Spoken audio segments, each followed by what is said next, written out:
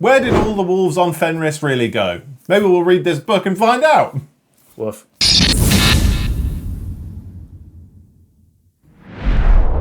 Welcome back to the Kieran Show. It's another release. Oh, wonderful.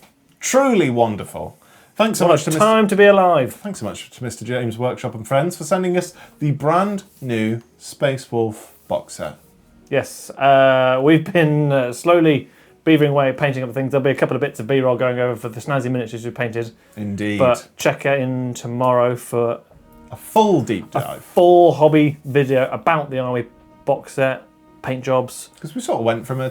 kit bashing. It was like a two-pronged attack, wasn't it? It was heretical and loyalist, which is always very fun indeed. Yes, but you'll have to check back in tomorrow at 9 AM sharp for that one. Indeed. This one is this. It is very fun. It's the supplement. Yeah, slightly different to what we normally do. So Codex reviews are obviously quite extensive and they take a long always time. an hour and they take ages to edit. It does, whereas this one is only a supplement, so much smaller, much shorter, which coincidentally has ended up being far easier to put together and allows us a bit more time to talk about units that we might like as well. Yes, so before we get into army rules and stuff, this book is chock a block with just cool. Look, I mean, just. Yes. This is what I want in my books. The artwork. Cool, pretty pictures. If this popped out in like a child's pop-up book, pop up book. That was so similar to Homer Simpson being like trampoline, trampoline. Whoa. Yeah, this is. Yeah, this my favourite bit of codexes in the minute is. I mean, just look at that. You can. There'll be proper pictures of this, but there's Bjorn, but his sarcophagus is on the top. Huh? Where's he? In the sarcophagus. Why is he up there? Because they put him above the thing. The thing. Yeah, it's probably got a proper name, but I'm too excited to talk about it. Sure, that makes sense. It feels like we should talk about the book. All the iconography. Oh, I tell you what, when I was coming up with my test miniature, which there'll be a follow-up video on. Yes. The Space Wolves heraldry, my word, what a minefield. I looked at it and was like, right, what colours do I need to do all my things? I went, this needs to be this. And I went, don't care. Stop. do my own thing. So stop the sorry lights. for any Space Wolves you see that I've painted. I'm doing my... I've thrown the Codex out when it comes to heraldry. It's all gone. It's all gone horribly wrong. But on that note, let's get into the actual book. Indeed. Tell me, I haven't read it as extensively as you. I have glanced through it. I've read it extensively. So let's start with the army rule. Pause. The Combat Patrol set. As is customary. Oh, let me get to that page. The old Combat Patrol set was not a Space Wolves Combat Patrol. Which really wasn't. So this consisted of a Space Wolves lieutenant. It also consisted of 5 Hounds of Morkai. It also consisted of... They exist. There's more on that later. It also consisted of 10 Primaris Intercessors, as well as an Invictus Warsuit. And you mentioned the lieutenant thing. First, yeah. That's the one I painted as my test miniature. It is. It's strange box. Nothing Space Wolves about that box. No, very odd. Glad to see the back of it. Very odd. This new, I mean, there'll be an actual picture going over, like rather than just me holding up pages. But this new Combat Patrol, I'm going to go on the limb and say this might be the best Combat Patrol in the whole of 40k at the moment. In the whole of Combat Patrol. Yes. Yes. Basically, yeah. So you get the best model, the Wolfguard Battle Leader. Okay. He has a funky name in the Combat Patrol, but I'm not going to try and pronounce it. Go on, try it. Furiazkaha. Oh, yeah. Of course. 10 Blood Claws, 5 Wolfguard Terminators, and if that wasn't enough for you... Yep. Wolfen. 5 Wolfen. What a Combat Patrol! Yeah, it Raw is value. very good. It's certainly the best one I've seen in a long time. Yeah, poor Blood Angels. You can absolutely rinse and repeat this one. Oh god, oh for sure. If someone on the channel is doing a Space Wolves army, they would just buy 2 of these. Yeah, buy 2 of these for sure. You'll definitely need it. Don't build the Wolfen as Wolfen. Just use them for bits. I actually disagree, and I'll get onto that later. Have they got good rules? Well, I'll get onto it later. So, right, we're going to chat about the army rule. Do I get a cool one that isn't Oath of Moment? Can I do like a really cool, fun, fluffy thing? Yes. No, because it says Oath of Moment. It is Oath of Moment, unfortunately. So in addition to that, you also have the Curse of the Wolfen. So while this unit is within 6 inches of a friendly Space Marine character, excluding Wolfen models, or within 12 inches of a Wolf Priest character, and it's not battle shocked, +1 to the OC of infantry models in it, and +3 to OC to vehicle models in it. So this is if you're playing Wolfen. This is very similar to Death Company, isn't it? Yeah, I think so. So, for example, if they're not near a chaplain, they can't hold objectives and things. Very rinse and repeat. However, next is a very interesting change indeed. We're going to talk about Sagas. Sagas are back, but with a slight twist. Sagas are now your detachments. What were they before? I didn't look at their own rules. Cool. Yeah, so it's fun. Yeah, Sagas are your detachments. So, looking straight in, there are 3 detachments by extension. There are 3 Sagas. They are called Saga of the Hunter, Saga of the Bold, and Saga of the Beastslayer. We're going to begin with Saga of the Hunter. Are you ready? Yes. Are you sitting comfortably? Perfect. Always. So, each time a model in your army makes a melee attack against an enemy unit, if that enemy unit is within engagement range with 1 or more Adeptus Astartes units, or if that attacking unit contains more models than the enemy unit, +1 to the hit roll, and if your Saga is complete, +1 to the wound roll as well. Would you like to tell me how you complete your Saga? Yeah. The Saga states, at the start of the first battle round, your quarry tally is 0.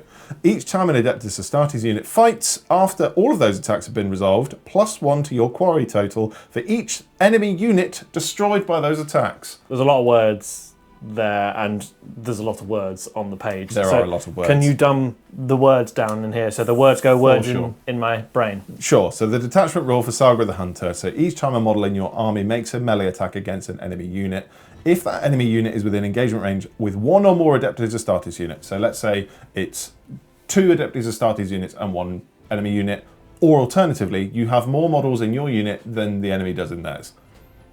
Okay. It's +1 to hit. So if you've got more numbers than they do, +1 to hit.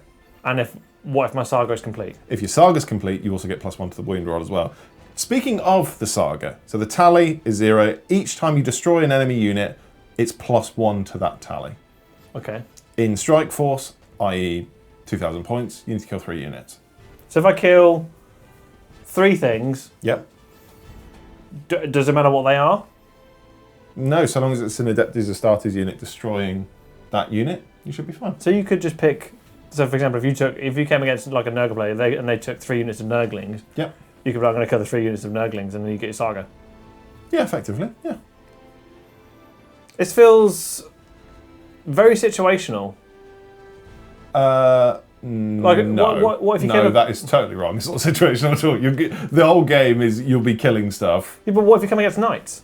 Why is that situational? You have to kill 3 knights to get your Saga. What's wrong with that? I guess if you're killing 3 knights, you're kind of winning anyway.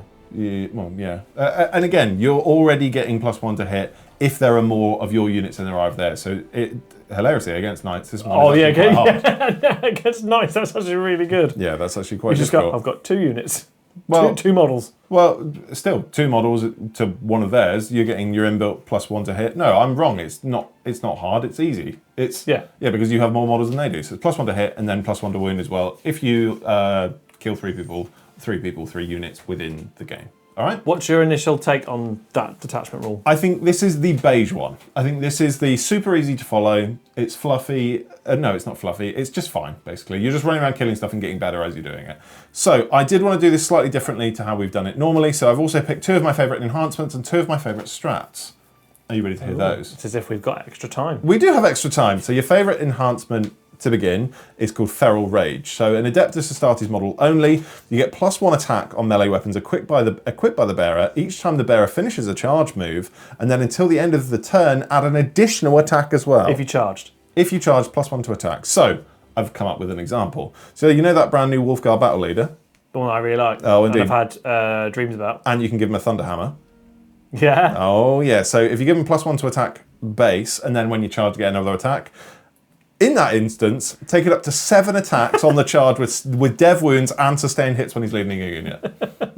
With a thunder bonk, bonk, bonk. Great time. I'm really glad I built my Wolfguard Battle Leader with a Thunderhammer. What a great time. And then the next one is a bit of a different one, but I think it's very, very strong for Space Wolves. So next up is Swift Hunter. So a Space Wolf model only, not Adeptus Astartes. The unit gets Scout 7. Why 7? I don't know. Most of the Space Wolf units in this book get 7-inch move. Okay. Wolfen get 9, I believe. What would you give this to? Terminators. Oh. Oh, there we go. There we go. Yeah, so, or better still, your... it's the model in the bearer's unit, yeah, so you give it to the whole... Yeah. Suddenly, suddenly it's worth it. I was going to say, when it's just the unit, you're like, okay, that's fine. But yeah, but suddenly, if you've got, let's say, your Head Taker's unit, and you've got a 7-inch move to begin the game, like by the end of turn 1, you're already at least 14 inches minimum up the board. That's before you've advanced. Before you've advanced, before you've charged. And potentially get the charge off. Indeed. Can you get advance and charge? It's I don't remember seeing it, but my 2 favourite strats, first one is Chosen Prey. So for 1 CP, a Space Wolf unit, after it fell back, can shoot and declare a charge. For 1 CP, you can fall back, you can shoot, and you can charge again. And there's no nope. stipulations, so you can't go back into... No Emperor's Children shenanigans where you can't go back into the same one you came out of? Nope, but it has to be a Space Wolf unit. Can't be an Adeptus Astartes unit. I like that it's just Space Wolves. The problem you had with previous books was that they took out the flavour because you could do it with, oh, my Hellblaster could do this Blood Angels thing. There's a lot of that in here, so it will very clearly depict whether it's an Adeptus Astartes unit or a Space Wolf unit. And for a lot of the best things in the book, to get the maximum out of it, it's Space Wolf only. I love that change. And I think for a lot of the stuff that you will be taking within this book, although you could argue it's maybe more limited to what it was before, with units we'll talk about later, it's still very, very good. Okay. What's the next strat? The next one is Bounding Advance. So for 1 CP, in your movement or charge phase, a Space Wolf infantry unit or beast unit can move through other models, excluding Titanic. I'll tell you why this is good. Like I say, on paper, it's like, okay, why? Because you get a +1 to hit if there's more than one of your units, let's say, in engagement range with another unit. The battlefield is going to get quite clogged quite quickly. And let's say you need to run through a unit, but you don't have fly. Suddenly you've got head taker units that can move 7 or whatever, or with an advance can go through that unit. You don't have to worry about the battlefield is too clogged. So if you wanted to take a fairly heavy infantry list, you could go and take the heads. You could just go. Yeah. See ya. Yeah, straight over. So you know that like people that Death Guard are one of them. They'll castle up with like characters behind things. You can go, nope. Yeah, straight through it, and that means enemy units and friendly units as well. You don't have to worry about any of it. For a CP, I thought that was great. All of the strats for Saga 100 are 1 CP as well. Yep, I think the only one that has 2 CPs was the next one, Saga of the Bold, which we'll talk about next. So there are more stratagems. Obviously, that's your favourite too. 2 of the faves, yeah, for sure. The others are like very plain, very vanilla. There's a lot of those in here.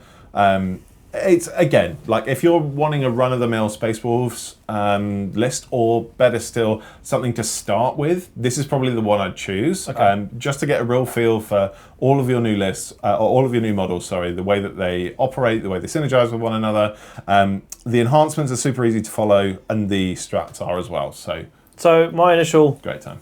Hilariously, this Codex review is essentially you trying to sell the army to me to play it. Oh, it won't be very hard, I'm telling you that now. So far I'm whelmed, like the detachment rule is fine. Yeah. The 2 strats and the... enhancements.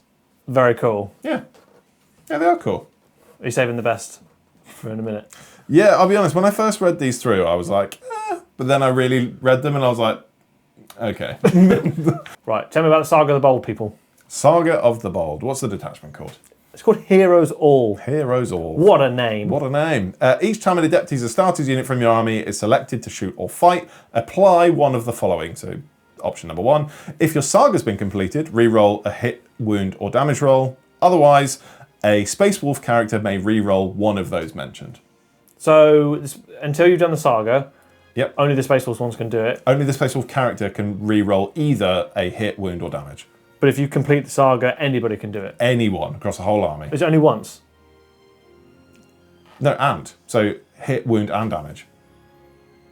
It says 1 hit roll, 1 wound roll. So is that 1 per phase? No. Each time an adept is a status unit from your army is selected to shoot or fight. That's a lot. It is a lot. Do you want to hear about what the Saga states? In a minute, but so when I first read that, I read that as each phase you like because you've had that with like Eldar reroll and everything. Mm-hmm. I read that as that you could do 1 per phase, but you're telling me you can do it for each unit. You could, if your Saga is complete, you could do 1 hit roll, 1 wound roll, and 1 damage roll. Yep. Every unit. And it's Adeptus Astartes as well. It's not limited to Space Wolves. I know which one's my favourite so far. Indeed. However, must stress before you achieve your Saga, it's just Space Wolf characters may reroll 1 of those mentions, a hit, wound, or damage. Okay. In order to hit the Saga states each time a Space Wolf character, again, from your army does 1 of the following, that unit achieves that boast. Once 3 or more boasts have been achieved, you complete the Saga. So, that unit destroys an Oath of Moment target.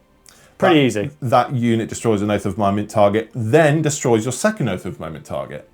At the end of the turn, that unit is wholly within your enemy's deployment zone, and from the second battle round onwards, at the end of your command phase, that unit is within range of an objective, not in your deployment zone. So, I cannot stress this enough. Space Wolf characters. Oh yeah, so they have to be different boasts, but you can't do this. So for example, if you've got 1 Space Wolf character that destroys an Oath of Moment target, but then another one destroys your second Oath of Moment target, that's also another boast. I mean, you didn't read out the names, but I love the names. Your hide as a trophy. Oh, it was just so much nonsense. Slay them all. Overrun their position. Hold the line. Oh, they got boring towards the end, but those first 2. Yeah, they are fun. So you got to do 3 different ones. So 3 boasts, which is effectively destroy your Oath of Moment target, destroy it for a second time, be wholly within your enemy's deployment zone, must stress wholly within, or from the second battle round onwards, take an objective that isn't in your deployment zone. So they sound hard to achieve though. The Oath of Moment one. It's not. It's not hard. Give me an achieve. example. Okay, so let's say your Oath of Moment target is taking a really squishy unit or taking something kind of fighty in a 2,000 point list. How easy for it? Yeah, but it's easy for you. That still only counts as 1 in round 1, and then in round 2, you'll probably destroy the second Oath of Moment target as well. Oh, so you just need to do Oath of Moment in Battle Round 1 and Battle Round 2, and then then from Battle Round 2 onwards, if you've got control of an objective that isn't in your deployment zone, which you probably will, that's 3 boasts already. Okay, that's how many you need. So the way to maximise this straight away is you gun for your Oath of Moment targets for the first 2 battle rounds. Sure, but have to stress, it has to be your Space Wolf characters that are killing things and taking things. So let's say in the centre objective you've got your battle leader. That's taking the objective. Yeah. You can't have dreadnoughts killing your Oath of Moment targets because they're not heroes. Oh, so it can get quite swingy that you have to... That's it. So you're playing character hammer, so you have to have things that will benefit. Do you understand what I'm saying? Yeah, you're almost you're playing a dice game that you need. Yeah. For example, the dreadnought or something to take off most of the wounds, but not kill it, and then the character to take off the last one. Exactly right. So you'll want all of your characters and your like melee units, or even your ranged units, to be fair, to be running up the board to take on as much stuff as possible, take all the objectives, and then most importantly, if you can't do that, get on the opponent's backfield. Okay. Interesting. However, speaking of dreadnoughts, Bjorn is a dreadnought and a character. Bjorn is here. We will talk about Bjorn a little bit later on. But my 2 favourite enhancements from Saga of the Bold. First one is Braggart's Steel. So this is for a Space Wolf model only. So you get +2 to the strength characteristic of melee weapons equipped by the bearer. If the unit has achieved a boast, you also get +1 to the damage as well. I didn't want to talk about the battle leader again, so instead I'm talking about the Iron Priest. You know, the Space Wolf. Space Wolf Techmarine. Techmarine. You can give him a Tempest Hammer, right? If you achieve a boast, it's strength 10, damage 4. Crazy work. Absolutely crazy Big fan. Work. Big fan indeed. Still not going to buy the old mini though. No, make your own though. Much cooler.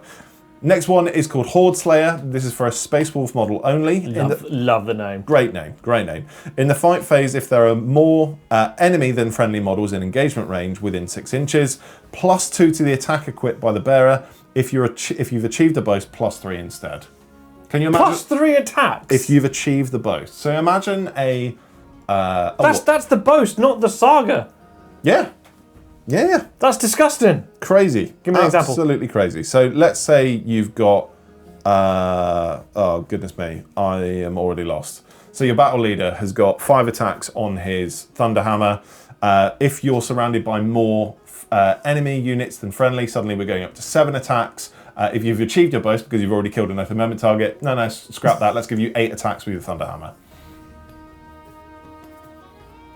Crazy, right? That's bong, bong, bong, bong. Yeah, exactly right. And because of Saga of the Bold, because your battle leader is a Space Wolf character, you can reroll either the hit, wound, damage. But again, if you've achieved all 3 boasts, you can reroll all of them, as well as his unit.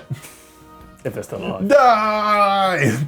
Yeah, very, very cool. Very cool. Yeah, I'm a big fan of that You'll enhancement. love the first strat I've picked. It's expensive at 2 CP. Countercharge. Yes! Countercharge. Yes! So for 2 CP, so forget interrupt. Interrupt is dead. So in the opponent's charge phase, if your Adeptus Astartes character unit is within 6 inches of an enemy unit, you can charge as if it was your charge phase.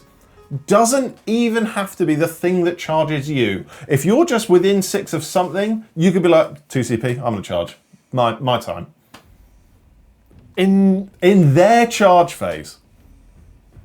That's very cool. It's offensive. It's offensive. I can 100% see why it's 2 CP though.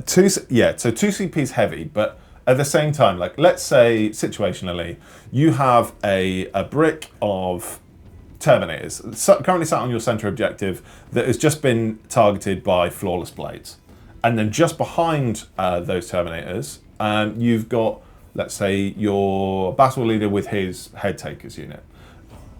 If your flawless blades have charged the Terminators and they're within 6 inches of the head takers can charge them. I've also just realised as well, flawless blade is not a good example, but anything else that doesn't have fight first, you countercharge them. You count as charging. So will you fight before they do? So if you have... It goes to election, doesn't it? You each pick one. Exactly. So similar to the fight phase, but yeah. Mad. Depending on if your opponent has like the multi-charge thing. I suppose you could argue it's giving a 6-inch heroic intervention. Yeah. But for 2 CP. But if your opponent's done multiple charges, they really have to think about where they're activating. Oh yeah. Because if they go over there, you could then potentially use your counter-charged unit to kill the unit they've charged in. Let's say that you've moved and advanced in your turn and can't charge in addition.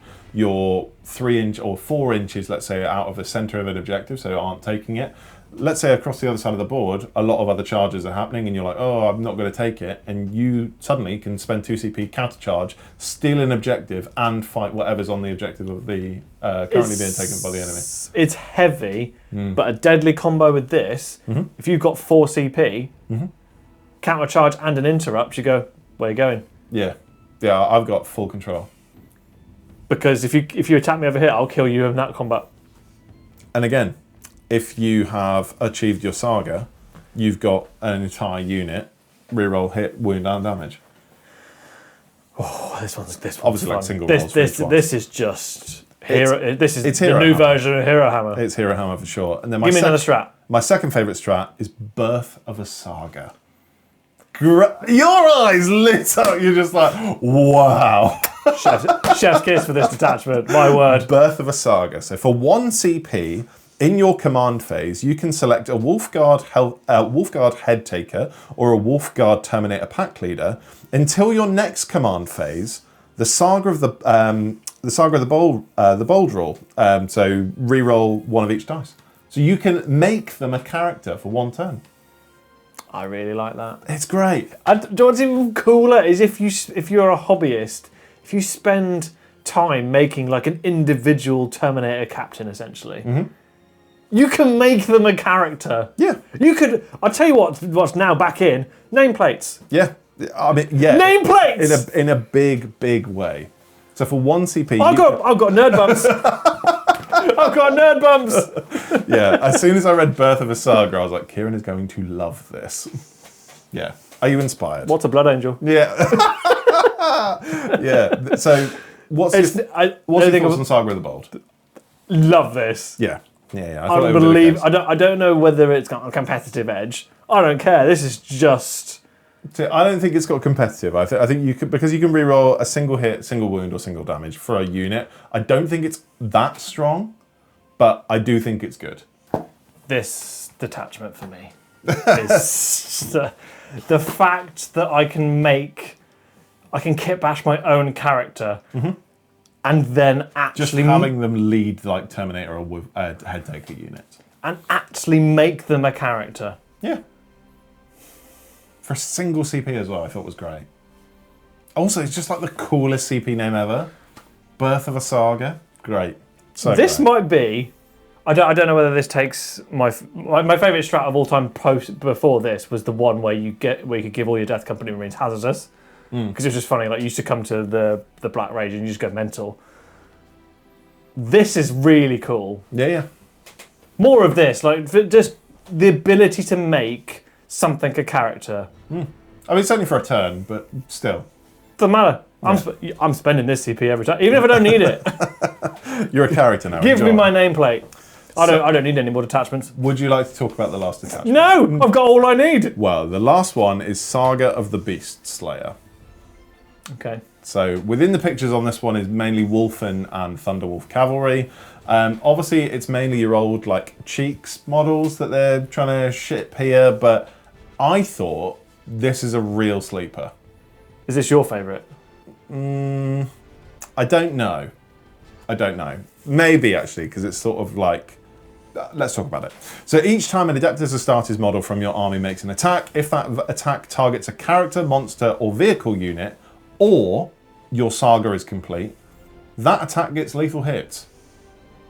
This is the Beastsnagger's detachment. It's the Beastsnagger's detachment. That's why I like it. So if you're attacking characters, monsters, or vehicles, you get lethal hits, or if you complete your saga. That's your whole army, by the way. Your whole army. Adeptus Astartes, whole army. Well, the other two were just Space Wolf ones, weren't they? They were certainly limited, for sure. So... the other ones, they did do it for everything, but you had to... do the thing with Space Wolf models, right? So this saga states, at the start of the first battle round, your Beastslayer tally is 0. You determine your Beastslayer target by halving the number of units from your opponent's army, rounding up, that have the character, monster, or vehicle keyword. So for example, if they have 11 character, monsters, or vehicles, the Beastslayer target is 6 because you're rounding up. Each time you destroy a character, monster, or vehicle, +1 to your Beastslayer tally. Cannot stress this enough, doesn't have to be Space Wolves. You just got to kill things. You've just got to kill characters, monsters, and vehicles. And also, if you're playing against like knights, obviously, and they're taking 4 big knights, that's your tallies too. I mean, it's still like what 45 odd wounds you got to chew through. Sure, but then similarly, if you're playing something like a really infantry heavy Raven Guard list, and they've got like lots of playing against Raptors, let's say, you've got lots of jump packs, lots of stuff. Space Marines wouldn't fight Space Marines, Kieran. No, well, yeah, whatever. And they've only got like 2 Invictus Warsuits. Your tally is 1. You've got to kill 1 Warsuit, and then suddenly your entire army gets lethal hits. So there's not like to the previous one. It was based on the points. Well, this is still based on points. It's a No, but the other one was if it was a strike force, you had to kill 3. This one is just half. No. Yeah, it's just half. Rounding up. This is very easy, in my opinion. If you don't take a lot of characters or vehicles and you come up against this is a rough one. Because like you're saying, if you've only got, let's say 2 rhinos. Sure, but... And 1 character. But because I think because you've just got to focus on killing characters, monsters, and vehicles, let's say that your opponent doesn't have very many of them, your job is just to kill those things. Because you're going to be getting lethals against them anyway with your Adeptus Astartes units. And then as soon as you achieve that, everything you're killing has got lethals against it. What's really interesting as well is the vehicles bit. So vehicles have definitely been more common in 10th edition in general. So most of the times when like, for example, when we play, there's a vehicle thing you've got to kill anyway.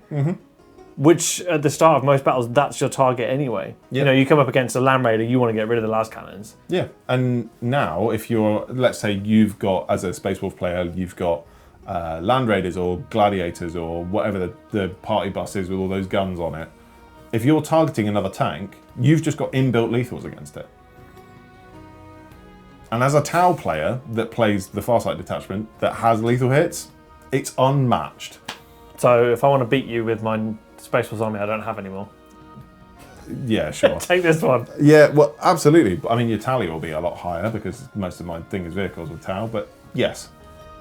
Objectively. Do you think this one? So I think this is a real sleeper one. I think this is probably going to be, in my opinion, the most competitive of the three. okay.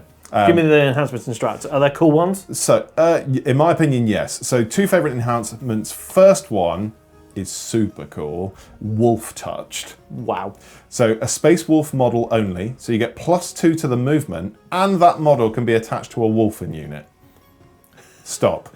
If you were to say, let's say, your battle leader, so imagine a battle leader now being a 9-inch move, giving him to a max Wolfen unit, so as in like a 10-man Wolfen unit, giving the whole thing sustained. Awesome. So awesome. So great. And what's even better is you could give, if you again Thunderhammers, you give the battle leader Thunderhammers, put him in the Wolfen that have hammers. Got a bonk squad. Sure. Let's say you've got your battle leader in a max Wolfen squad, so 11 people, let's say, 11 models, that's better, in one unit, running for characters at 9-inch movement, full lethals, and sustained. Awful. Absolutely awful. And I must stress now, before we get later in the video, Wolfen now have 2 different profiles. If you wanted to, you could take 60 in your list.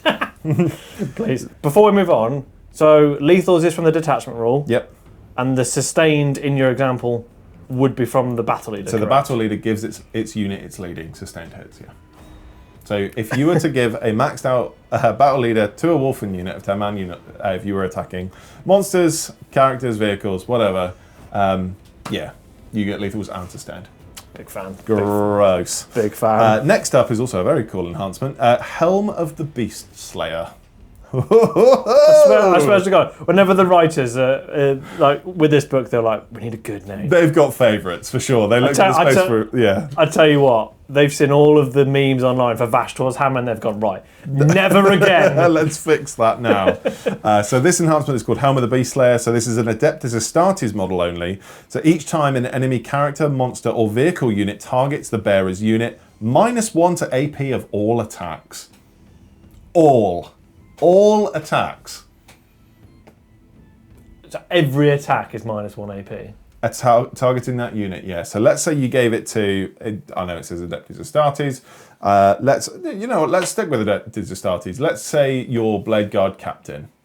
If you have a maxed out unit of Blade Guard and you get targeted by a character, monster, or vehicle, you come up against knights and you've got a maxed out Blade Guard unit in the center of the objective, -1 AP to all of the knights that are attacking you. 2 favourite strats, are you ready?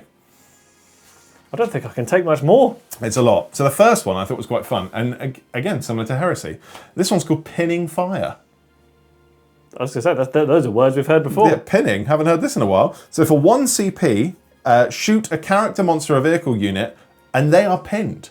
Their next turn, they get -2 inches to their movement and to their charge rolls. Imagine the humble intercessor slowing down Angron. Next up is Coordinated Strike. This one only costs 1 CP. At the end of your opponent's fight phase, a Space Wolf unit wholly within 9 inches of a battlefield edge and out of engagement range can be removed from the battlefield and placed in strategic reserves. That's uppy downy on any Space Wolf unit that's by the battlefield. It's also in your opponent's fight phase. Awful. So you could just be like, it's the Necron thing. Be like, bye now. And then Yeah. on your turn, come in wherever you want. Wholly within 9 inches is the tricky bit. Like, for example, if you took Thunderwolf Cavalry, like, they're bigger units you've got to get within. But something smaller. I mean, I thought it was really, really good for what it is. It's in the enemy's fight phase that's interesting. So they already have to have made their charges. But you can't be within engagement range. Yeah, so I guess if you fail the charge and then you go bye-bye. Well, what's interesting about this is that because Necrons have the uppy-downy roll, let's say that you've rushed all the way over, you've gone to attack somebody, or let's say you've got a Necron character that you're trying to chase down, and they either maybe like fall back or whatever, or fall back out of engagement range or something, and then they disappear in your turn. You do it in theirs, and you're chasing them again. I don't know. I think it's really interesting. I think it's quite fun. It's got some legs, definitely. For sure. To me, this is certainly the sleeper detachment. I think, despite it having loads of Wolfen and Thunderwolf Cavalry all over it, I think this will be a very fun one. One, because it's not limited to Space Wolves. It's purely Adeptus Astartes all across the board. So it's already more competitive by default. Obviously, you're going to be taking out characters, monsters, vehicles because of your tally. If you're coming up against any army, it won't be that difficult, let's say, to go chew through it all. I'm thinking it'll probably be turn 3, but I know that's just how I'm seeing it. Lethal hits on anything is rough. Especially against tanks and thicker things. Especially against those thicker things, but to have it built in, just across the board, imagine having like 3 Redemptors, let's say, and just popping tanks, just bang, lethal, bang, lethal. Yeah. But yeah, I think it's great. Let's talk about units. So we're going to do it slightly differently. We are going to go through the book. Before we go through each of the units, I will just go through some special mentions. The only surviving characters outside of what used to be for Space Wolves, Logan, Dirty Nigel, Ulrich, Ragnar, Aryak, Wolf Priest, Iron Priest, and the Battle Leader. Everyone else is in Valhalla, I'm afraid. Wow. They're all dead. That's some culling. Yeah, it's quite the cull. The Box Dread lives. It's still alive. Okay. Excellent stuff. As do the Thunderwolves. Obviously, we've spoken about those already. They're still alive. The Hounds of Morkai and the Gunship are both gone. Vindication. You really didn't like that Gunship, did you? No, but do you remember in the Spaceballs video we previously did, and I was like, I could see them going, and you and everyone goes, Hounds of Morkai won't go, and I was like, it's a brand. It was a brand new unit. It was only but it was only a Reaver kit with an upgrade sprue. It wasn't anything cool. Yeah, I suppose. I'd never liked the Gunship. That's crazy to me. Like in the previous video we did, I thought I'd like to see it gone because I'm not a fan of it. I never thought it actually would. Yeah, I was surprised. I didn't think it would actually go. Maybe this is a sign of things to come. Maybe flyers are a thing of the past. Well, they've never been able to reconcile flyers in 40k for it's like 3 editions. Just give the keyword fly and then that's it. Yeah. So first up is the Thick Daddy King himself, Logan Grimnar. So he's got a very, very nice model. Ditched the sled, but here we are. Yeah, we're going to have to buy 2 of these. Yeah, I think we will have to. So he's not movement 1,000,000 anymore. He's obviously limited to 6 because he's walking. He's got a 2 up, 4 up, 8 wounds. What else have we got? Deep strike and obviously a leader. He's got the High King of Fenris. So once per battle round in your movement phase, you can select 1 friendly Space Wolves unit in his that's in strategic reserves. If you do so until the end of the phase, for the purpose of setting up that unit on the battlefield, treat the current battle round as being 1 higher than it actually is. So you can come in someone else's deployment zone in turn 2.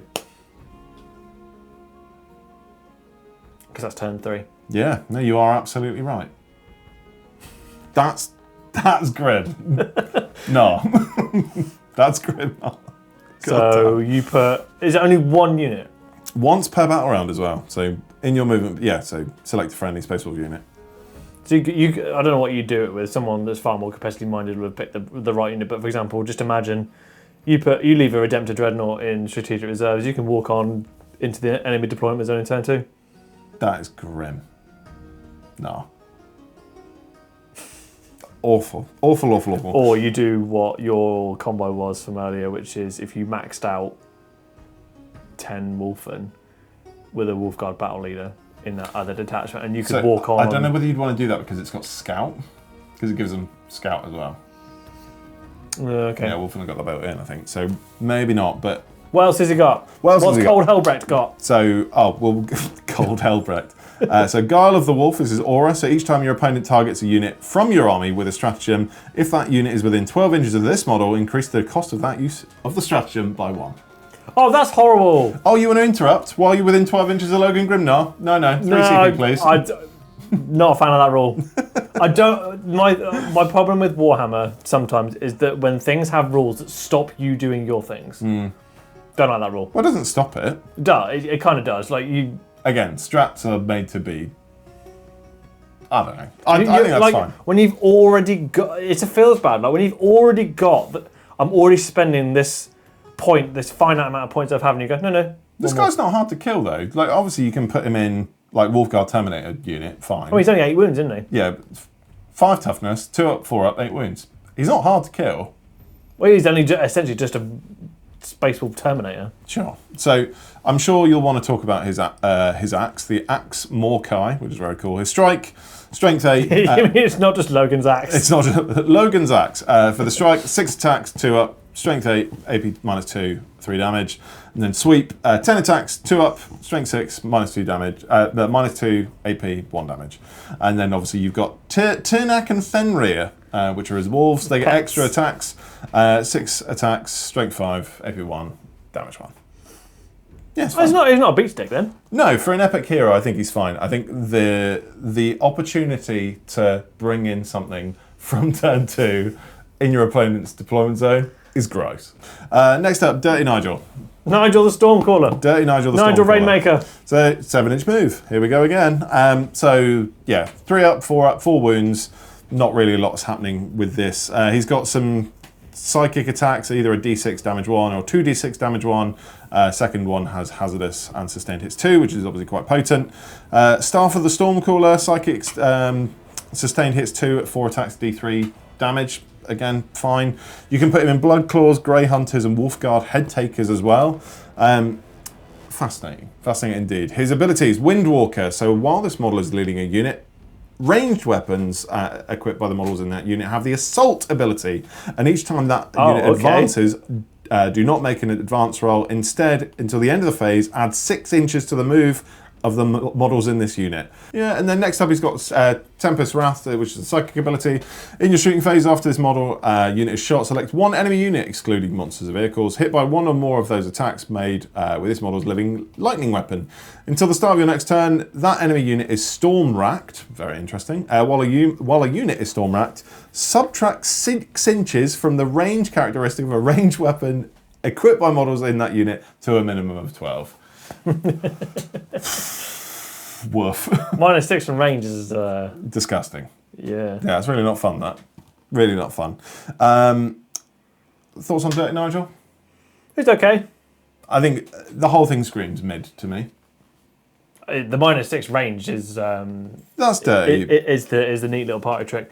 They're giving essentially advance and shoot in giving weapons assault. Well, less around giving advance and shoot, but more so giving the unit advance.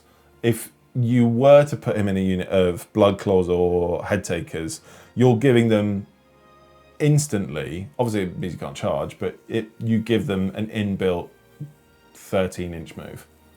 Yeah, because you automatically the advance is automatically a 6, isn't it? So you make them fast. Yeah. I think if you were to put them in Head Takers, or no, not Head Takers, sorry, Blood Claws or Grey Hunters, and go chasing down objectives, I think that's probably quite handy. I don't think he makes sense in Head Takers at all. No, I agree. Do you want to read out the kit that you've bought many times? Yeah, I bought it once. For the head? I bought it for the head. Ulrich the Slayer is next. So he looks very similar to his old profile, except this time he's 7-inch move. Toughness 4, 3 up, 4 up, 4 wounds again. He's got a 6 up, feel no pain. He's got a plasma pistol. His Artificer Crozius Arcanum is anti-monster 4 up and anti-vehicle 4 up at 2 damage a pop. He's got something called Slayer's Oath, so at the start of the battle, select one of the following keywords to be this model's Slayer's Oath: character, monster, or vehicle. The first time this model unit destroys a unit with the model's Slayer Oath keyword. So let's say he picks character, you destroy a character with that unit. If your detachment rule has a Saga, until the end of the battle, this model's unit receives the benefits of that detachment rule, even if the Saga hasn't been completed yet. So you get the Saga without doing the Saga? Without doing the Saga. That's spicy. Bear in mind, he can also head up Bloodclaws, Grey Hunters, or Head Takers.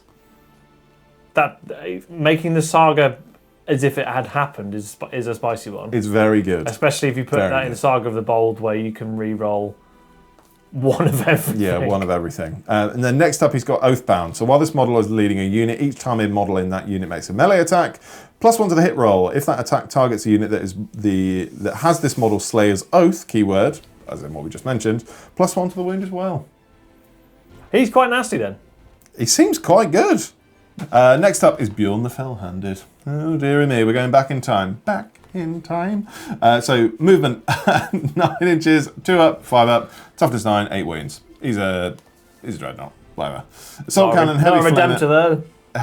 So assault cannon, heavy flamer, Hellfrost cannon, multi-melter, and he's got a true claw with lethal hits as well. Very exciting indeed. He's also got a 5 up Filno Pain, which I didn't see. 2 up, 5 up, 5 up. 5 up Filno Pain on a dreadnought's nice. Yeah, it's nice. So he's got OT Moment, obviously. Legendary Tenacity. So each time an attack targets this model, if the strength characteristic of that attack is greater than this model's toughness, bearing in mind it's toughness 9, probably will be, -1 to wound. Woof. Ancient Tactician. So at the start of your command phase, if this model is on the battlefield, you gain 1 CP. What? Just for existing. And he will exist because he's toughness 9, 2 up, 5 up, 5 up. Dumb, man. Absolutely dumb. But yeah, sure. Your tiny little box dreadnought that can't be seen from anywhere on the board because he's shorter than a Primaris Terminator. Do a kit bash. Just make it bigger. Do a Bjorn the Fell-Handed in a Redemptor chassis, please. I had plans for one. You should. What did you call that video title? I'm not really reading that. Say it. No, I'm saving that for the. Fine. I don't need the YouTube algorithm to hear it yet. Yeah, fine. So Ragnar Blackmane is next. So movement 7, 3 up, 4 up. So he's got a bolt pistol, boring, and Frostfang, which sustained hits 1. So that's 8 attacks, 2 damage. It's fine. War Howl is his first ability. So while this model is leading a Bloodclaws unit, each time a model in that unit makes a melee attack, you can reroll the wound roll. While this model is leading a Wolfguard Head Takers unit, that unit is eligible to declare a charge in the turn in which it advanced. Oh my god. Ragnar's a spicy bomb. Did you say 1 or bum? Spicy 1. That makes more sense. Next up is Battle Lust. So each time this model ends a charge move until the end of the turn, add 2 to the attack characteristics of this model's Frostfang weapon. Pause. Let's say you have a maxed out Head Takers unit with Ragnar attached. They move 7, you can advance up to 6 and then charge up to 12. After that, he's not giving them any abilities, other than obviously the advanced charge, but he is then having his Frostfang at 10 attacks, 2 up, 6 strength, -3 AP, damage 2 at sustained hits 1. He's very good. He might murder something. Yeah, he's very good. I think he's probably one of the standouts so far. Right, Arjak Rockfist. Arjak indeed. So 6 up movement, toughness 5, 2 up, 4 up invul. Yep. 6 wounds, 6 up leadership, 1 OC. Terminator, nice. Running email Terminator. Deep Strike leader, Oath of Moment, as you'd expect. Anvil of Endurance. Can't wait. So, while this model is leading a unit, each time a model in that unit is destroyed by a melee attack, if that model has not fought this phase, roll a d6 on a 4+. Do not remove the model. You're fine. So on a 4 up, all of his Terminator units are fighting on death. Yeah, he's the Astarath of Space Wolves. The Astarath for sure. What do his weapons do? So he has another ability before I get there. Another one! So he has Champion of the Kingsguard. That already sounds sick. Spicy name. Each time this model makes a melee attack that targets a character, you can re-roll the hit roll and you can re-roll the wound roll. Okay. Example? So let's say you're fighting... Oh no, pause. No, I meant the weapon profile. Okay. I want to see what it does with the So we'll go the wrong way around because Kieran's excited by the melee weapons. So the foe hammer anti-monster 3-up, anti-vehicle 3-up, precision, 5 attacks, hitting on 2s, strength 8, -2, damage 3. Woof. And if that's against a character, you re-roll Everything. the hit and the wound. Actually, if it's a monster, if you're attacking a demon prince, it's just destroying it on sight. You've also glossed over, it has precision. Trying to think of a monster that can join another unit. I mean, if there was, that's a real feels bad because you'd be on 3s. Monsters and vehicles, right? No, so the Champion of the King's God is against a character model. But that's fine. As in, like, your anti-vehicle and anti-monster. Anti-vehicle and anti-monster 3-up. He could one-shot Farsight. It's going straight in my basket. Be on! So he has a ranged weapon. Sure. Is it a foe hammer? Yeah, it's full Thor vibes. Just yeeting it across the battlefield. Of course. Only 6 inches though. It's a pistol hammer. Yeah, throw it somewhere. It's only one shot, hitting on a 2, strength 8, -2, damage 3 as well. Is it still the antis the other ones had? Yeah. Has assault. Has assault as well. So nice. Advanced charge. Be gone with him! That is, real Thor vibes. Thoughts on Arjak? He's the coolest. He is so sick, man. He's killing characters. Right, let's talk about the Wolf Priest, which you actually kit bashed a little bit, which you'll see more on tomorrow. So, 7-inch move, toughness 4, 3-up save, 4-up invul, 4 wounds, 6-up leadership, and 1 OC. 3-up, 4-up. Yep. On a chaplain, essentially. That's what they all have. Mental. Why is that mental? They're your rules. You know Space Marines. No, I don't. No, you don't. That's fair. So, his special abilities, Healing Balms. While this model is leading a unit in your command phase, you can return 1 destroyed model, excluding characters, to that unit. Pause. Who can he lead? He can lead Blood Claws, Grey Hunters, or Wolf Guard Head Takers. Head Takers are 3-wound models! He just brings them back! You take him in a squad of 6 Head Takers. He's a joint chaplain apothecary hybrid. Yeah. Hate it. Love it, but hate it. Litany of Hate is his other one. Oh, there you go. While this model is leading a unit, each time a model in that unit makes a melee attack, add 1 to the wound roll. It's so good. +1 to wound for your head takers and then bring them back on death. Chuck the Wolf Priest with the head takers. Chuck Rock Fist with the Terminators. Have the best time of your life. Just because I didn't mention it, Arjak can only lead Wolfguard Terminators, obviously. Of course. Nothing to shout home about his weapons, though. He's not exactly a beast. He's just not matter. Yeah, he's got an Absolver Bolt pistol like every chaplain, just 1-shot, damage 2, strength 5, AP -1. And a Crozius Arcane, and then 5 attacks, hitting on 2, strength 5, -1, damage 2. You are not taking this guy for his damage output. You are not. Not a chance. And what's crazy about the Wolf Priest is he's not a named character. No. You could take 18 head takers and put 1 in each. Oh, God, it's so gross. And when you kill one, he's just there rubbing like pseudocrem or something on to make the stand back up. There's healing balms. Wolf Priest, just busted. So the Iron Priest is next. So strength, go through the stats, they're really boring. So 7 movement, toughness 4, 2-up save, 4 wounds, no invul save, no feel no pain. Very interesting. So the Hellfrost pistol is either damage 1 or damage 3. And then the Tempest Hammer and Servo Arm, I think I mentioned this earlier. How is it damage 1 or damage 3? Has it got 2 different profiles? 2 different profiles. So for the Hellfrost pistol is either D6 attacks, damage 1, or 1 attack, damage 3. And then for the melee weapons, Tempest Hammer and Servo Arm, so 4 attacks, 4 up weapon skill, but strength 8, damage 3. For a hammer, it's absolutely dirty. So you can equip him with Blood Claws, Grey Hunters, or Head Takers. Again, it feels like all of these fun characters can go with Head Takers. It's like they want to shill the Head Takers. They don't need to. They don't. They could buy 9 of them. So as expected, so Iron Priest, while this model is within 3 inches of a Deputy's Astartes vehicle, it gets Lone Op.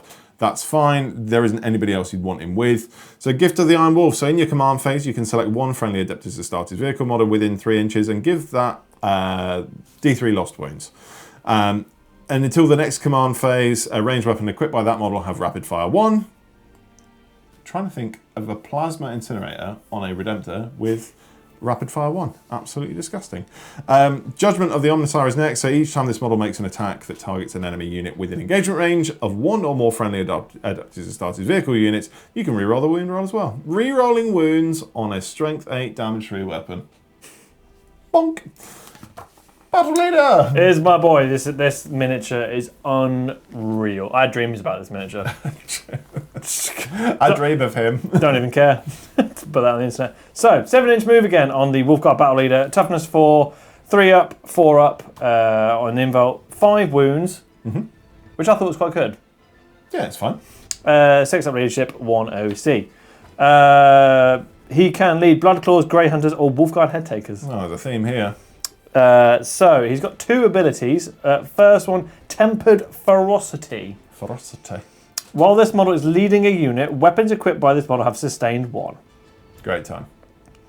And each time a model in that unit makes an attack that targets an enemy unit within 6 inches, reroll a hit roll of 1. Awesome. And then the last one, Heroic Last Stand. Can he get up? Fight on death. Yeah. Excellent. Excellent. If this model is destroyed by a melee attack, if it's not fought this phase, it's if it's not fought. So if he's fought, he just dies. Yeah, he fights on a 2-up though, not a 4. The 4-up has been the common one. 2-up fight on death is great. Yeah. So he's got a few options in this kit, and my word, this is a jam-packed sprue. When I built this, I had a great time just thinking of combinations. So you can equip him with a master-crafted bolt carbine, a master-crafted heavy bolt pistol, or a plasma pistol. I'm not going to go through all those stats because they're pretty run-of-the-mill. Essentially, everything is damage 2 unless you shoot the plasma pistol not overcharged. Indeed. Everything else looks pretty standard. However, melee weapons, you can have a master-crafted power weapon, which he gets 7 attacks with, hitting on a 2, strength 5, -2, damage 2. Just cleaving through Marines. Yeah. Next. The Thunderhammer. Oh boy. Devastating wounds, 5 attacks, hitting on 3, strength 8, -2, damage 2. Thunderhammer hitting on 3s is lush. I know it's only damage 2 for a Thunderhammer, which feels underwhelming, but still. I remember when Thunderhammers were damage 3. But it's still like dev wounds, and plus with the enhancement we mentioned earlier in the video, you can make that damage 3. Blood Claws. So these are the young Space Wolves, if I remember rightly, or they're the old ones, I can't remember. I think these are the young ones. It says at the top, young and fiery warriors full of belligerent enthusiasm. There it is. That sounds like me. Yeah, maybe. Maybe. It's a maybe, but... So, there's a theme again. The 7-inch move, toughness 4, 3 wounds. No. 3 up save, 2 wounds, 2 OC though on these. Yeah, these just feel like assault intercessors so far. Yeah, there's nothing... I'm not going to read out the profiles for all the weapons, but they can have bolt pistols, plasma pistols, chainswords, or power weapons. They get 4 attacks with either a chainsword or a power weapon. Cool. Nothing to really shout home about. Any abilities? Berserk Charge. Okay. This unit is eligible to declare a charge in which it advance. They get advance and charge built in. Lovely. Absolutely. With a speedy 7-inch move. Grey Hunters, again, 7-inch move, toughness 4, 3 up save, 2 wounds, 3 OC though. Oh, well, yeah, something that's real good. The 3 OC on this is a spicy bomb. Yeah, that's just normal Marines. Yeah, ruthless. 15 OC with a 5-man unit. Yep. Minging. So they get Cunning Hunters as their ability. Each time a model in this unit makes an attack, re-roll a wound roll of 1. If that target is within range of an objective marker, you can re-roll the wound roll instead. Nice. Do they have like infiltrate or stealth or anything? No, just Oath of Moment. That's reassuring, because if they had all of that and one of those things, it's something to it's no infractors or tormentors. No, thank goodness for that. So they can have either a bolt carbine, a bolt pistol, or a plasma pistol. The bolt carbine, I'll read the bolt carbine. Rapid fire 1, 24 inches, 2 attacks, hit on 3, strength 4, no AP, and 1 damage. Space Marines. And the bolt pistol, which is Space Marines. Space Marines. Plasma pistol. Space Marines. They don't get heavy bolt like the normal bolt guns though, which is interesting. They are. It's because it's carbines and then your assault. Yeah, they are literally assault. I remember seeing some debate on the internet that they were holding just normal bolters and a power weapon. They're not. They are bolt carbines. Yeah, which is good to know. Yeah. Melee weapons: Astartes chainsword, power fist, or power weapon. Space Marines. I mean, the power fist is hitting on 3 with them though.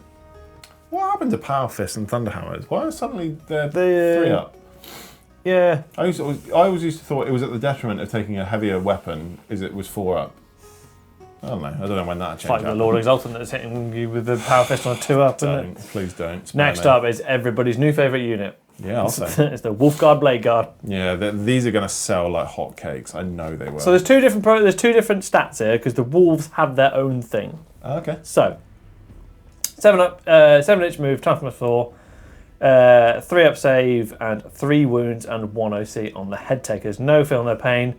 The hunting wolves though have a 10-inch move, toughness 4, 6-up save, only 1 wound, and leadership 8. So pretty easy to battle shock. Yeah, sure. However, you'll notice that they have 2 different movements, and you think, oh, they'd go together. That is not so. They have the Let Loose the Wolves ability. Awesome. Sounds Which great. is very cool. At the start of the declared battle formation step, split this unit into 2 units. 1 unit containing all of the head takers models and 1 containing all of the hunting wolves models, with new starting strength accordingly. So they are just running off to get things for their owners. Headhunters, at the start of the battle, select 1 unit from your opponent's army that is this unit's quarry. Weapons equipped by head takers models in this unit have the devastating wounds and precision while targeting its quarry. Each time this unit's quarry is destroyed, pick a new one. Taking heads. Absolutely minging. You are absolutely snapping, cashing checks and snapping necks. And what's crazy about these guys as well is that if you were to max out at 18, let's say, and take 3 full units, you can have 3 different quarries going on at once. Yep. Awesome. Do you get any benefits for...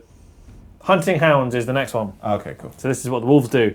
While this unit is within 6 inches of one or more friendly Space Wolves character, excluding Wolfen, if this unit is not battle shocked, hunting wolves have an objective control of 1.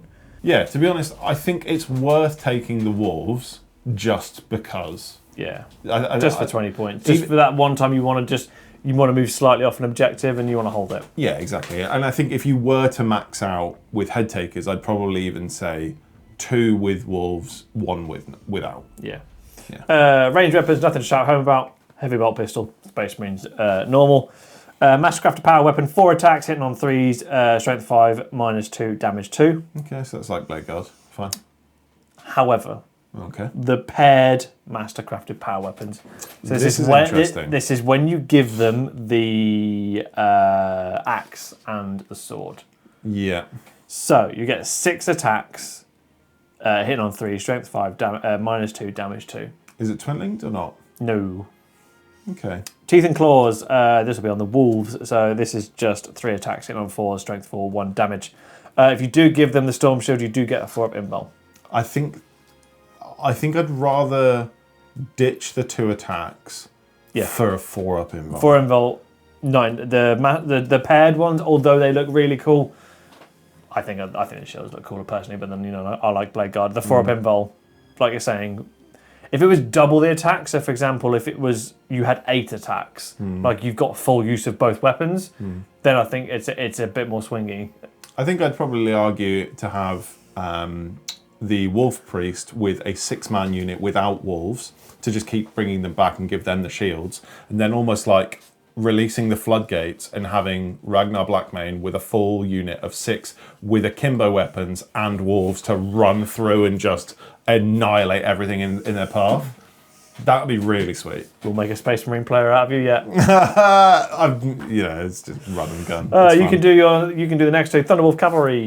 Thunderwolf Cavalry, they're back, baby, in POG form. 12-inch movement, toughness 6. Yeah, you know Thunderwolf Cavalry, they're fine. Bolt pistols, bolt guns, plasma pistols, teeth and claws, and wolf guard weapons as well. So same as before, I imagine. Obviously, at the moment, Thunderous Charge is their ability. So each time a model in that unit makes a melee attack with its Wolf Guard weapon, if it made a charge move this turn, +1 to the damage characteristic of that attack. So you have basic Firstborn Primaris Marines with Wolf Guard weapons at damage 3 if they charged. Done. But it's fine. you know, it's fine. It's dumb, but it is fine.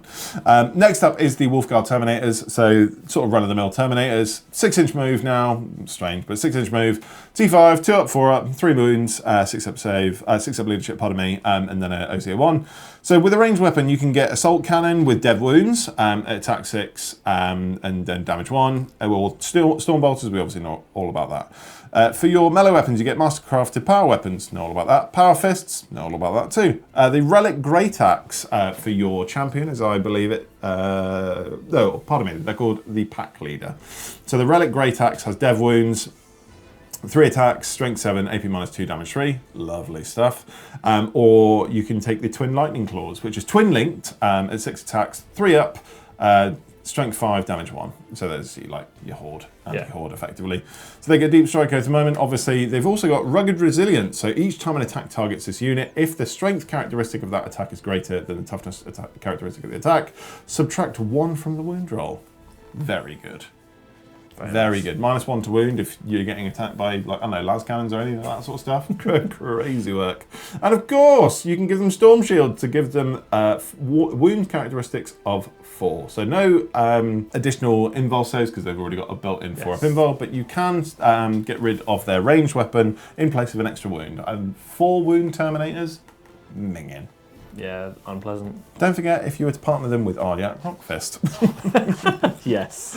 Let's just circle back quickly to Aryak Rockfist. So on a 4-up, obviously, they can get up and fight if they haven't fought already, just before they die. And then he is just going to be the one running and gunning for all of your Terminators. Our mate Jack.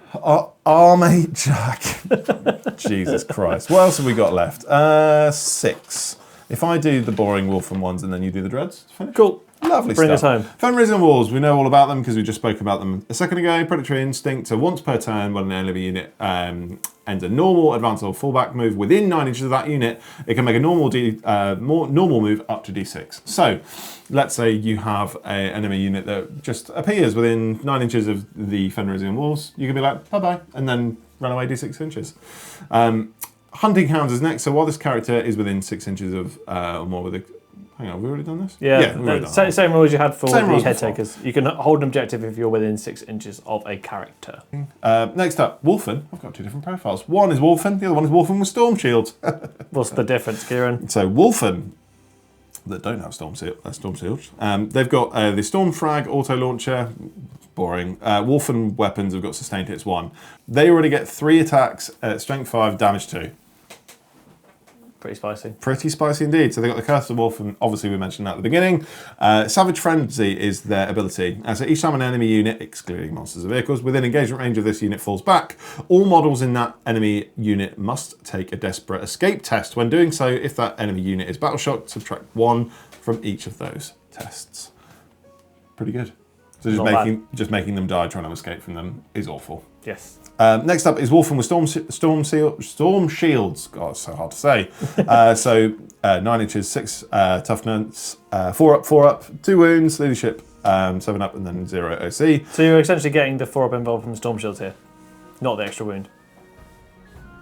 Just built into the profile. Just baked in. Yeah, I suppose so. I didn't really hear what you said, but I'm just going to say yes. So Stormfrag auto launcher, obviously that's fine. You also give them Thunder Hammers, so anti-monster 3-up, anti-vehicle 3-up. Don't forget, Wolfguard Battle Leader, sustained hits. So these are attack 2, damage 3 at strength 5. Very nice indeed. These guys got Hammer Blow. So in the fight phase after this unit is fought, select 1 monster or vehicle unit hit by one of more of those attacks until the end of the next turn. That unit is suppressed. So while a unit is suppressed, each time a model in that unit makes an attack, -1 for them to hit. I'm thinking Wolfen with Storm Shields are very good. Yeah, essentially giving it -1 if they've been bonked. Yeah. Yeah, that's minging, to be fair. You just go and tag everything, can't you? Yeah, effectively. Obviously, it's only for 1 turn, but yeah, they're very potent all of a sudden. Cool, right, I'll bring us home with the rest of the Boxy Dreadnoughts. The Boxy Dreadnoughts. So first up, we've got Murderfang. He is a 9-inch move, toughness 9, 2-up save, 8 wounds, no OC, and 6-up leadership. Yeah. Deadly Demise, but he does have a 6-up Feel No Pain. Oh, cool. Which is not too bad. So he does get the Curse of the Wolfen Army Rule and Oath of Moment, like we said earlier, which would have been the same for the other 2 Wolfens that you just read out. His he's got an aura. It's called Murder Maker. Great. Well, time. In the 5As, each time an attack targets a friendly wolfen unit within 6 inches of him, if you're destroyed on a 4-up, you get up and fight back, essentially. Oh, that's handy. So he's giving out fight on death to wolfen. Pretty good. Bestial Fury, you can re-roll advances and charges made by this model. Awful. Yeah, he's a good little support dreadnought. Support dreadnought? Yeah, that's the Question mark? So ranged weapons, he has a heavy flamer, nothing to shout home about, pretty much just space range, just the standard D6 and 1 damage. Stormbolter again is only 1 damage, only 2 shots with the Stormbolter, but it is rapid fire 2. Cool. Murder Claws, which is what you really want to hear about because those are what he's known for. Sustained hits 1 and twin linked, 8 attacks, weapon skill 3, strength 14, AP -2, damage 3. My goodness. I'm going to read that out again. 8 attacks, hitting on 3s, strength 14, -2, damage 3. Grim. Twin linked as well. Oh yeah, no, I heard it. And they're sustained. Yep, grim. Do you want me to go over again? Or No, I think that's... has that sunk in? I think that's enough. Yeah, I think Yeah, that's enough. that's a nasty little profile. Nothing else to shout home about him.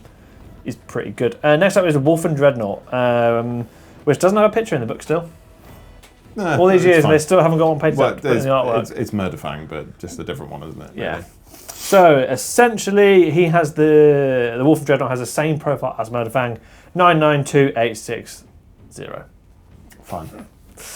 Deadly Demise, and also has a feel up the 6-up Feel No Pain. Again, gets Curse of the Wolfen and the Oath of Moment. But the Wolfen Dreadnought gets Bestial Rage. Each time an enemy unit is selected to shoot, after that unit has shot, if this model lost 1 or more wounds as a result of this attack, it can make a Bestial Rage move. To do so, roll 1d6, adding 2 to the result. This model can be moved a number of inches up to the result, but must finish that move as close as possible to the closest enemy unit, excluding aircraft. When doing so, this model can be moved within engagement of that enemy unit. Each model can only make 1 Bestial Rage move per phase. So this is very similar to the Death Company I was Dreadnought. just thinking this is Death Company Dread. Yeah, Yes, very similar. Violent Fury. If this model is equipped with 2 melee weapons, those weapon profiles have twin linked. Awesome. Great. They're similar to the Hellbrutes and stuff. That's fair. Again, nothing to shout home about the Heavy Flamer and the Stormbolter. Same on Murderfang, just 1 damage a pop. However, the melee weapon, so he has the Fenrisian Great Axe, which has 2 profiles. So the first one is Strike. So you get 6 attacks, hitting on a 3, strength 10, -2, d6 plus 1 damage on the strike. That's quite swingy for a strike profile. I thought. Anything D6 is not worth it in my opinion. However, if you're sweeping the floors, you get 12 attacks, hitting on 3s, strength 6, -2, only damage 1. I don't know. This whole thing doesn't seem very good to me. No, But- I'm really not sold on the Great Axe. It's a shame because it looks amazing. The Great Wolf Claw, 6 attacks, hitting on 3, strength 10, -3, damage 3. Cracking. However, if you do give him the Great Axe and the Great Wolf Claw, you'll have twin linked on all of those. Yeah, fine. Which is kind of nice. It's just not very survivable, sorry, I don't think. So the Blizzard Shield will give it a 4-up invul. Okay, and that's going to be similar for the Vulnerable Dread, right, I imagine? No. So No? next up is the Venerable Dreadnought. Because, you know, it's got different things. The Venerable Dreadnought moves 1 inch less. Oh, it's 8-inch move. It's an 8-inch move, toughness 9, 2-up save, 8 wounds again, leadership 6, but 3 OC. Fine. Deadly Demise 1, but no Feel No Pain on the Venerable Dreadnought. Interesting. Does that have an invul? Only if you give it the Blizzard Shield. Of course. Gets Oath of Moment, not the Wolfen thing because it's not Wolfen. Of course. Obvs. So he's got an aura ability where, while a friendly Space Wolves unit is within 6 inches of this model, add 1 to advance and charge rolls made for that unit. That's pretty handy, I guess. Further of the Ancients, it's called. Awesome. Pretty cool. So range attacks, there's a number of weapons here. There's an Assault Cannon, Devastating Wounds, 6 attacks, hit on 3s, Strength 6, no AP, damage 1. Generic. Assault Cannon, again, can get the Heavy Flamer, 1 damage as normal. Hellfrost Cannon, so there's two things for this. And one is dispersed, and that gets torrent. Only got 12-inch range though. D6 attacks, no ballistic skill, obviously because it's a flamer. Strength 6, -1, damage 2. Indeed. Indeed. On what is essentially a flamer. Yeah. But you can do focused. On the flamer. With the Hellfrost Cannon. So you Hellfrost cannon, lose sorry. torrent. You get triple the range. All right. So you get a 36-inch range. It's only one shot. You're hitting on a 3. It's strength 10. It's -3 and damage 5. Jesus. It's only one shot though, so you will miss. Yeah, but still damage 5. Yeah. That's mean. Gets a multi-melter. Nothing really to shout home about that. D6 damage on that, and also gets a storm bolter again. Can you equip both the frost thing and the multi-melter?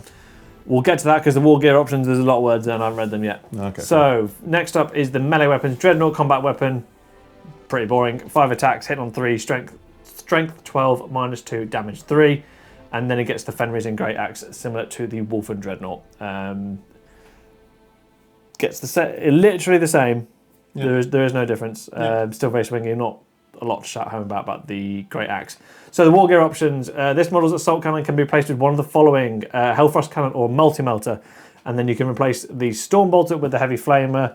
Or this model's assault cannon, storm bolter, and dreadnought close combat weapon can be replaced with one of the following: one Fenrising Great Axe, one blizzard shield, and one storm bolter, or heavy flamer essentially. Yeah, fair. So you're effectively going full close combat with an invul save, or ranged and thingy. Yeah. Cool. Fine. And that's it. That's the last of the data sheets. So we have lost, as we mentioned earlier, a lot of things. A lot of things. But in its place is a very clean and refined book, I'd say. I think it's very head taker focused. Yeah, there's a lot of focus. Like everything joins them. Yeah, I think I think Grey Hunters and Blood Claws, I think, have their place. I just don't think they're as good as head takers. Yeah, I think I wouldn't be surprised if you see people running 18 head takers. Yeah, and I think what's mad is that I'd take head takers every day of the week over Terminators.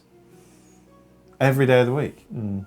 The only reason I would take Terminators is for Aryak definitely, yeah, and maybe Logan Grimnar. You're never taking more than 5 though. No, I think a unit of 10 would be too much.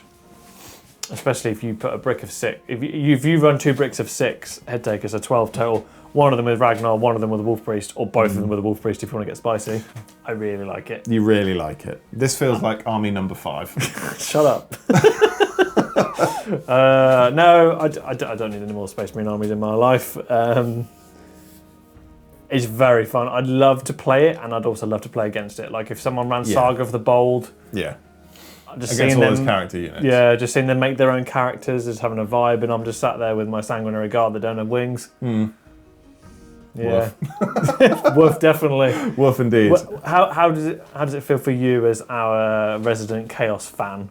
I mean, Have you seen the light at the end of the tunnel? Well, it's less the light at the end of the tunnel. I think it's interesting seeing it from the other side. Like, so I've always played Chaos Wolves, and every time I've played them, I've been asked, "Do you play them as Space Wolves as well?" And it's always been no, because I just haven't cared. I was just looked at it and gone, "This means nothing to me. I don't need any of this in my life." Whereas now, I'm kind of interested. I am kind of interested. Well, there you go. That makes this an S tier book just because it's made I think him so. being like, let's play normal Space Marines. Yeah, it's fascinating, and I think I really like the synergies between just the Astartes units as well as Space Wolves unit. But the most fun you're getting out of this book is by playing pure Space Wolves. As it should be. As it should be. None of this normal vanilla Space Marine nonsense. Save that for your Ultramarines and... Indeed. I think everything's fast enough and decent enough that you don't really need to rely on transports. They'd be great to have, mainly for your Terminators, I'd say. Head takers maybe less so, but... There is a combo we haven't talked about yet. We haven't seen the new rules for the new drop pod. But if you can put 6 head takers with Ragnar in the drop pod... Yeah, that's kind of dirty, that. That is dirty. Yeah, the doors come down. It's just like, hello! Yeah. That is minging. Ragnar and 6, if future me, if that can be done. Yeah, it's all over. Yeah. Game over, man. You could even put the Wolf Priest with 6. You could have 2 drop pods, you could have 1 either side. It's so gross. I think the thing is with the Wolf Priest, because you can bring 1 back each turn and they've got a 4-up invul, I think you just start them on the field. I think you'd really want your you'd want the annoyance factor. Yeah, I think so. I think there's so many Storm Shield options in this book as well. Yes. So 100%. 100. Having that many 4-up invols is just minging to deal with. So, but yeah. We have waffled on about this. Has been a longer one potentially because we did go into enhancements and stratagems. But yeah, thank you again to Mr. James Workshop for sending us the Space Wolf Army set. Check in tomorrow for the hobby-centered video where we'll talk about how it was to build, paint, and what he cut off the things. Indeed. But yeah, hopefully at the time of recording you can go and buy yourself a Space Wolf Army set from the affiliate links down below. Praying that everybody that wants one can get one. I think this is going to be a popular one. Rightly so, because there are some... It's great. It's great. You'll have 8 minis in that box. You'll have a great time. Also, thank you to the huge list of Kieran's on the left-hand side. We couldn't do this thing that we do without you. Your love and support is brilliant. Absolutely brilliant to us. Yes. Check in for some live stream giveaways very soon. Maybe some of them will be Space Wolf themed. Who knows? Wait and see. But yeah, if you want to become a member, go and hit the join button for YouTube or head over to Patreon if that's your flavour. Don't forget to like and subscribe. Like and subscribe, and once again, check back in tomorrow for the hobby-centered video, which is less of us talking about rules. Yes, indeed. But any final thoughts? Yeah, Space Force. What do you know? What do you know? But yeah, see you tomorrow. Peace and love. Bye. Bye.